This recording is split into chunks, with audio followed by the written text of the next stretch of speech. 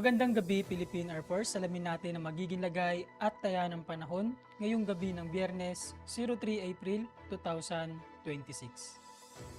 Para sa ating synoptic situation, patuloy na umiiral ang easterlies o yung mainit na hangin na nagmumula sa karagatang Pasipiko na makakaapekto sa Central Luzon, Southern Luzon, buong Visayas, pati na rin dito sa buong Mindanao.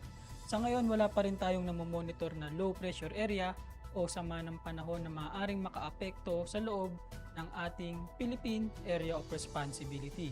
Dahil dito, asahan bukas sa buong Luzon, kasama na dyan ang Metro Manila, pati na rin dito sa Visayas at Mindanao ang bahagyang maulap hanggang sa maulap na kalangitan na may mga tsansa yan ng pulukulong pag-ulan, pagkidlat, o pagkulog na madalas sa hapon o gabi. Para sa magiging lagay at taya ng panahon sa loob ng 3 araw, simula Linggo hanggang Martes sa Metro Manila, Cavite, Lipa City, Angeles, Puerto Princesa, Kalayaan Island,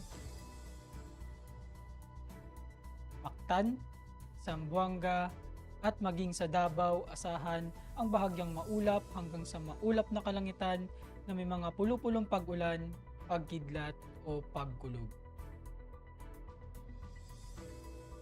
Lulubog ang araw mamayang 18:08 at sisikat bukas ng umaga ng 05:50.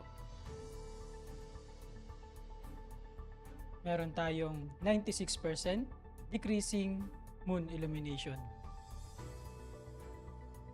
Para manatiling updated sa lagay at taya ng panahon, ipalo lamang ang Air Force Weather Center sa aming social media accounts. Yun lamang po ang lagay ng panahon ngayong gabi sa ngalan ng aming commanding officer na si Colonel Alvin Jan Cugador, PAP GSC. Ako si Sergeant Antonio Emridi Jr., Weather Broadcaster ng Air Force Weather Center. Muli, magandang gabi, Philippine Air Force.